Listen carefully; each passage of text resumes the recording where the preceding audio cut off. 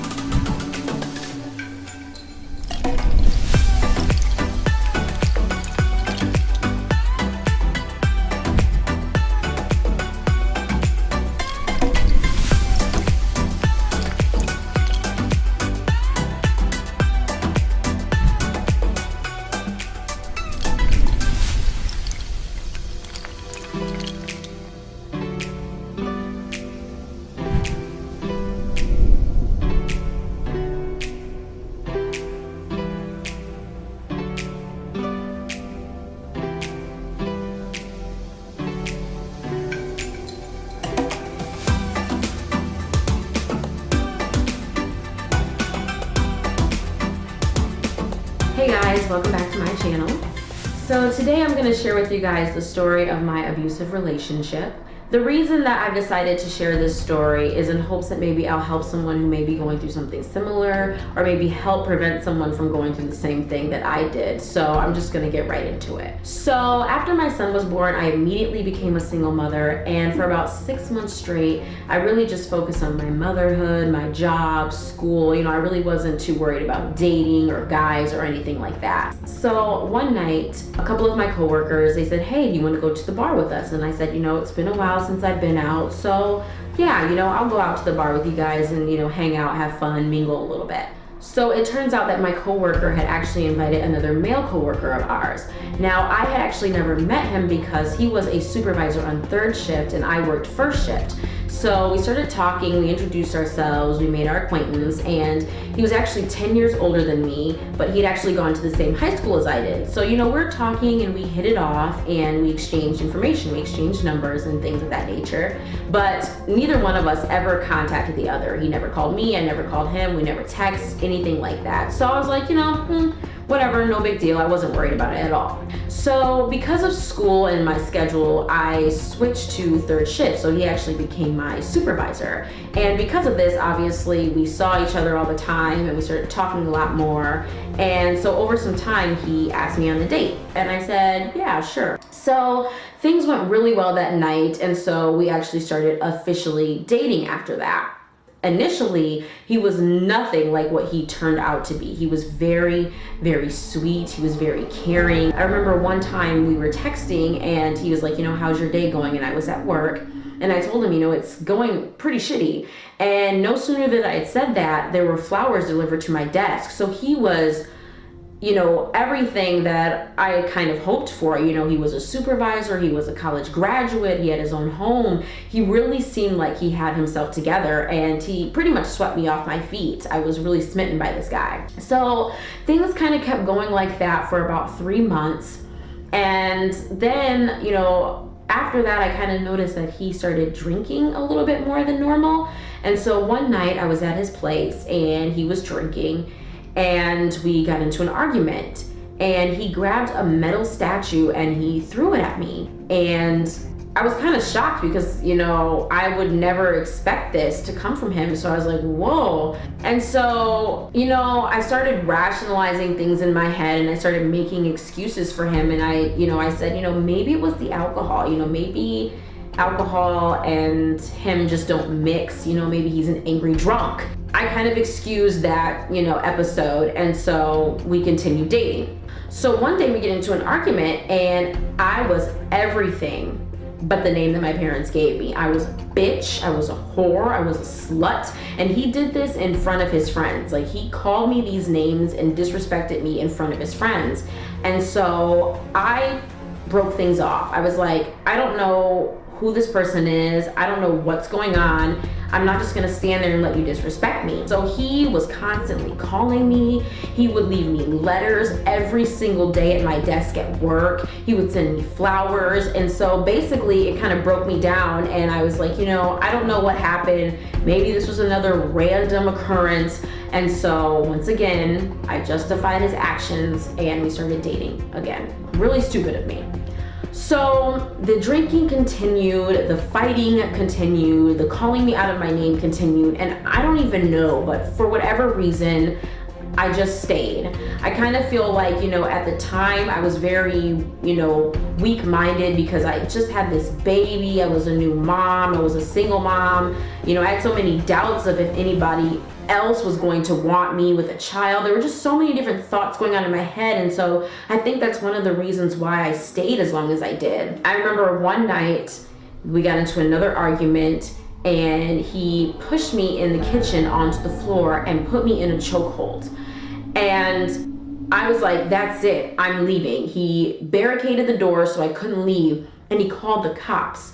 He called the cops and told the cops that I was actually assaulting him. It was insane. And the whole time I'm looking at this guy like, are you kidding me? I'm standing right here and you are lying not only to my face, but to the cops. Like, you're trying to get me arrested. You're trying to get me in trouble.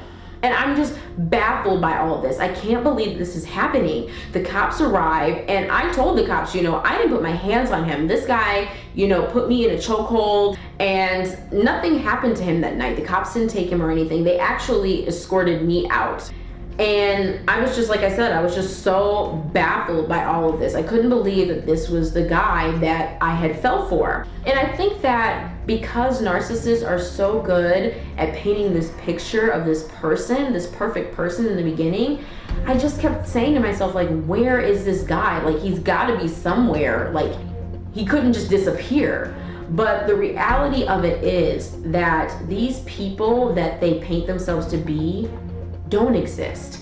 They're actually the person that they show you they are later on, and that's something that I had to learn. So I kept going back trying to find this person that was never truly really there. So one night, everything was going really well. We were having a really chill night, and then we got into an argument. Go figure. And he poured his whole beer on my head. And I was like, what the fuck? And I had actually just gotten out of the shower at the time, so I had no clothes on. And so once I told him that I was done dealing with him, like, boom, something just completely went off in his head. It's like, it was like Dr. Jekyll and Mr. Hyde, you know, with him. Like, everything was good, and then 1 second, like, it was crazy. So he picks up my clothes and throws them outside. So I have absolutely nothing to wear. And he makes me go outside and grab the clothes. So I grab the clothes, I'm butt naked. So I'm like looking around, making sure no one's staring at me, looking and making sure the neighbors aren't looking outside. I grab my clothes and I run back into the house. I basically just, you know, have my final say. I'm like, fuck you, I'm not dealing with you. Like, I can't believe that I've even stayed as long as I have, blah, blah, blah, just talking shit. He rears back, you guys, hawks a loogie and spits it in my face. He spit in my face. It was like I just kept saying I was done, and no matter what he did and no matter how far he pushed me to the limit, I just kept going back. And I went back. I went back again. So in the midst of all of this mental and physical and emotional abuse, he was also cheating on me. So one night I went through his phone and I saw him talking to several different women that he had met online. And somehow when I approached him about this, he flipped the script on me and said, you know, that I hadn't been giving him enough attention, that I hadn't been showing him enough love, and so he was reaching out to these women to get attention. That's absolute bullshit. But, you know, somehow he made me feel like what he was doing was actually my fault. He had a way of really mentally abusing me. You know, he really had a way of making me feel like the things that he was doing was because of something that I did. And so I was like starting to apologize, you know, being apologetic. I'm like, I don't know what I could have done. I don't know how you didn't feel like I was giving you more attention, but I'm gonna try harder. So at this point, you know what I'm saying? I'm actually rewarding him in some way for cheating on me. Oh Oh my goodness. So one night I made a comment about, you know, his infidelity. And he's like, you wanna see my phone? You wanna see my phone? And he's a big 6'2" guy, you know, 200 and some odd pounds of muscle. And he picks up his phone, his iPhone that has an outer box. And you guys know how heavy an outer box is. And this was an iPhone 4, have you? So those were even like heavier and thicker. He picks up his iPhone 4 with the outer box and he chucks it at me full force, and it hits me in my eye. And I actually still have a scar on this eye from where he chucked it at me and it hit me in my face. It hit me in my eye, bounced off my eye, hit me in my lip. So at this point, my eye is busted and my lip is busted. So I'm like, you know what? I'm calling the cops on you. Like, I'm not gonna take this anymore. So he starts begging and pleading and crying for me not to call the cops. And I'm like, okay, fine, I won't call the cops. So I decided not to, but I left. And at that point, I finally had enough. I had enough abuse, mentally, physically, emotionally. I finally was done. I had finally reached my breaking point. And he tried with all of his might. He texted me, he called me, he apologized, he cried, but I was finally done. You know, I realized that things were starting to get really crazy, that he no longer valued me. Well, he never valued me at all. And when a person doesn't value you, they can just do whatever they want to with no remorse. And it was just getting dangerous. I had a child to think about. I had a child I needed to stay safe for. I needed to stay alive for.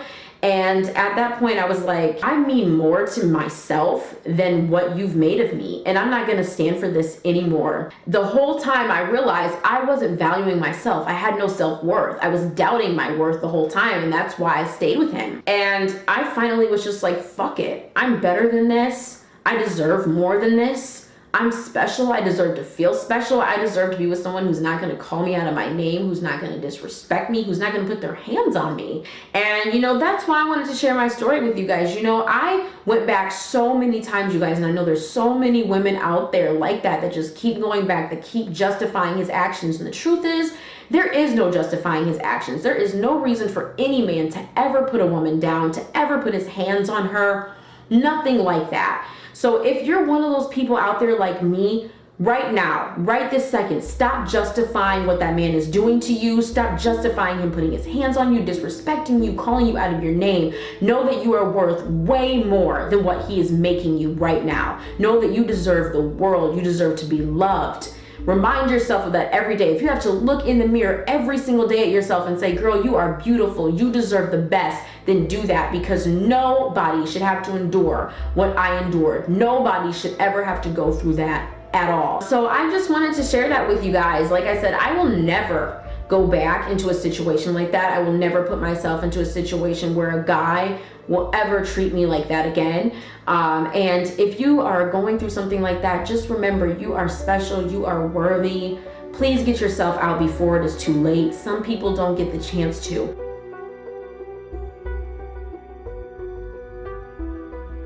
If he asks you for your number and then you give him your phone number and he calls it to make sure that it's yours, that is so lame.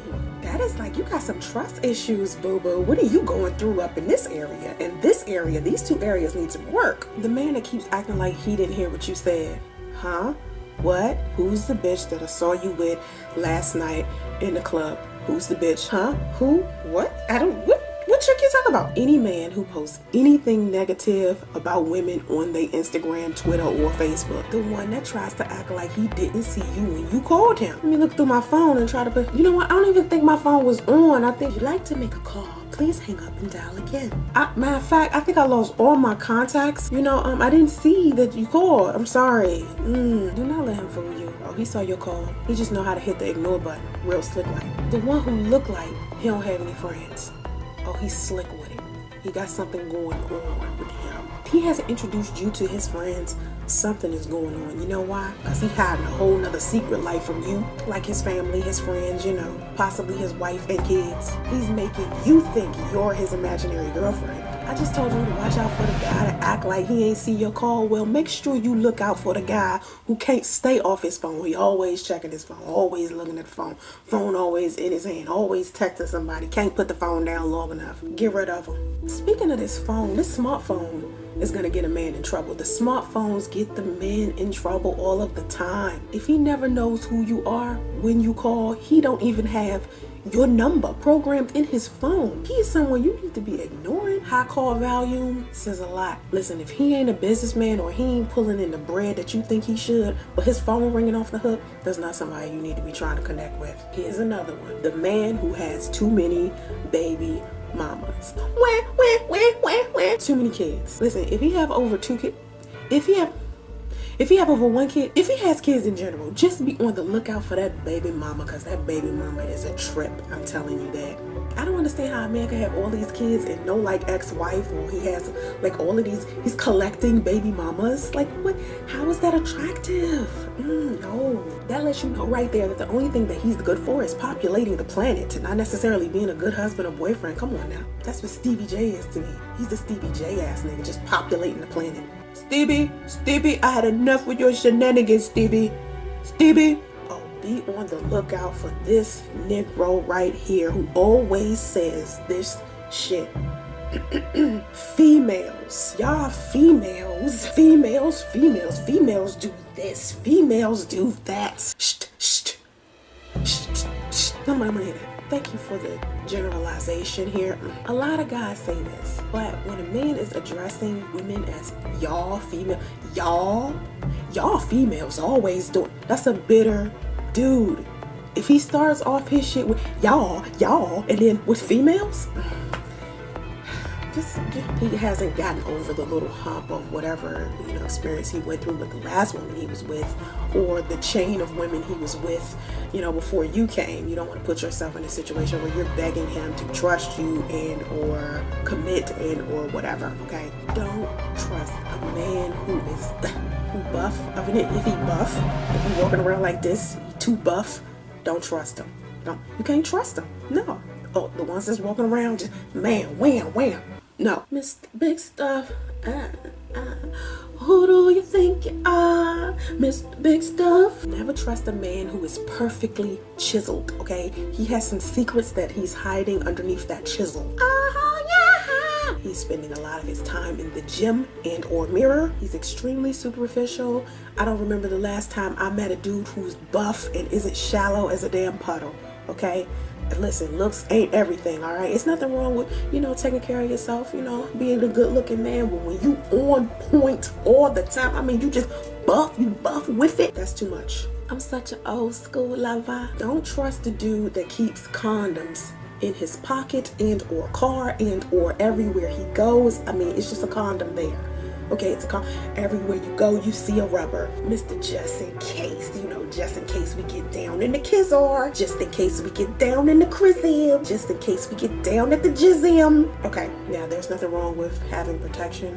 That makes sense. Protecting yourself is the best policy. Safe sex is what you should be doing with your time. However, if you are seeing condoms everywhere, and I mean everywhere, he's having a lot of sex with a lot of different women, so he's probably in no position whatsoever to settle down anyway. So save yourself some time. You don't want to be the one begging him to commit. Speaking of condoms, this type of guy you should also avoid. The pull-out method dude. Pull-out game strong. I mean, I ain't trying to get you pregnant or anything, what about STDs, my brother? There is such thing as chlamydia, gonorrhea. I don't care how strong your pull-out game is. Your dick can't run away from that HIV, AID, STD, anything with 3 letters. A man who has tattoos of women's names on his body. Yeah, now I'm going to talk because I got a tattoo right here. The last guy I was engaged to has a guy's name on it. Yeah, I want to talk, but yeah, be leery of that. You know what I mean? That right here, this right here says a lot. Listen to what I said. Woman's, meaning plural form, meaning he has more than one woman's name tattooed on his body. That means it's several on there. Nothing wrong with one. Maybe he got in a relationship, and it didn't go the way that he wanted it to go. Mine screwed up a week before I was supposed to be married. But usually when guys have a whole bunch of women's names on them, impulsive, moving too fast, falling in love at the drop of a hat, wind blow, oh baby, I love you. Let me just say, there's nothing wrong with tattoos. But when a guy has over tattoos, don't over tattoo it. One big ass fucking tattoo, If he smoke and or drink excessively. If every time you see him he got a drink in his hand, please run. Please run. Just don't even do it. If he has to drink every time y'all chilling, if he has to smoke every time y'all chilling, no. Half of the shit y'all done together, he be done forgot by the time next month get here. Niggas already got selective hearing. You don't want to add on anything else to help them forget more shit.